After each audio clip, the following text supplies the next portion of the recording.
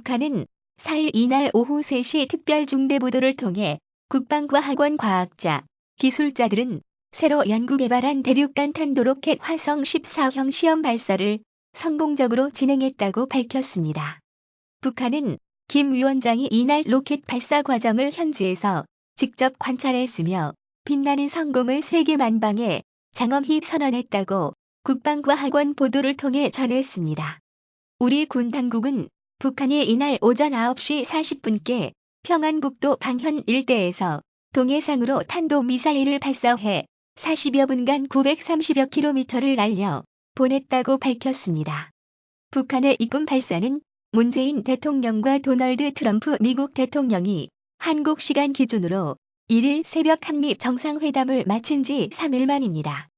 대륙간 탄도미사일은 핵탄두를 장착하고 한 대륙에서 다른 대륙까지 대기권 밖을 비행하여 발사되는 사정거리 6,400km 이상 로켓 엔진으로 추진하는 탄도미사일로 미국 본토 타격이 가능한 미사일을 보유했음을 의미합니다.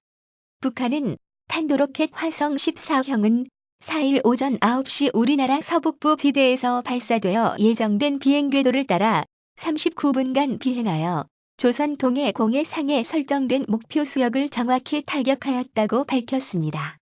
북한은 시험 발사는 최대 고각 발사 체제로 진행되었으며 주변 국가들의 안전에 그 어떤 부정적 영향도 주지 않았다면서 대륙간 탄도로켓은 점점고도 2,802km까지 상승하여 933km의 거리를 비행하였다고 설명했습니다. 북한은 특히 이번 발사 전날인 3일 김정은 노동당 위원장이 대륙간 탄도로켓 화성 14형 시험 발사를 단행할 때 대하여를 친필로 직접 명령했다고 보도했습니다. 북한은 국가 핵무력 완성을 위한 최종 관문인 대륙간 탄도로켓 화성 14형 시험 발사의 단번 성공은 위대한 조선노동당의 새로운 병진 노선의 기치에 따라 비상이 빠른 속도로 강화 발전된 주체조선의 불패의 국력과 무진막강한 자립적 국방공업의 위력에 대한 일대 시위라고 말했습니다. 북한은 조선민주주의인민공화국은 핵무기와 함께 세계 그 어느 지역도 타격할 수 있는 최강의 대륙간 탄도로켓을 보유한 당당한 핵강국으로서 미국의 핵전쟁 위협 공갈을 근원적으로 종식시키고 조선반도와 지역의 평화와 안정을 믿음직하게 수호해 나갈 것이라고 강조했습니다. 제재와 대화를 계속한다.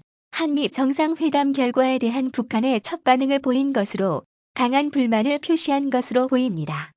문 대통령은 오는 7에서 8일에는 독일 함부르크에서 열리는 G20주 20개국 정상회의에 참석해 한미일 3국 정상회담뿐 아니라 시진핑 중국 국가주석과 회동도 추진하고 있어 북한 문제가 집중적으로 논의될 예정입니다. 문 대통령은 이날 낮 청와대에서 주재한 국가안전보장회의 전체 회의에서 유엔 안보리 결의의 명백한 위반이며 우리와 미국, 중국 등 국제사회의 거듭된 경고를 정면으로 거부한 것이라며 외교안보부처는 미국 등 우방과 공조해 유엔 안보리 차원의 조치 및 국제사회의 단호한 대응이 이루어지도록 해달라고 지시했습니다. 정부는 오늘 북한의 탄도미사일 발사는 한미 정상이 지난 6월 30일 북한의 추가 도발 중단과 함께 비핵화의 길로 나올 것을 촉구한 지 불과 수일 만에 이루어진 것으로 정부는 이를 강력히 규탄한다고 밝혔습니다. 미국과 일본도 즉각 규탄에 나섰습니다.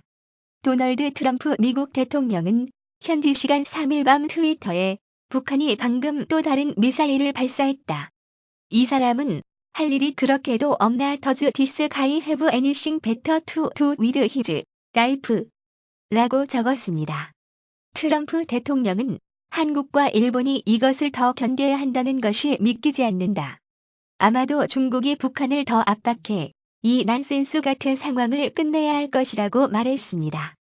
이는 트럼프 대통령이 북한의 가장 가까운 우방인 중국에 결정적 조치를 취하라고 강하게 설득한 것이라고 AFP 통신은 보도했습니다.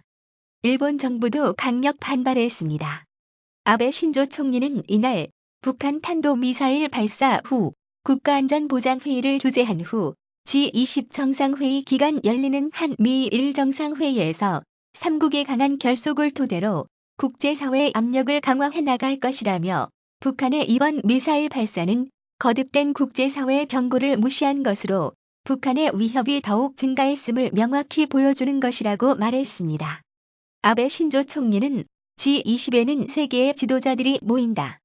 이 기회를 활용해 북한에 대한 국제사회의 강한 연대를 호소해 나갈 것이라면서 시진핑 중국 국가주석, 블라디미르 푸틴 러시아 대통령에 대해서도 더욱 건설적인 대응을 하도록 요구해 갈 것이라고 말했습니다.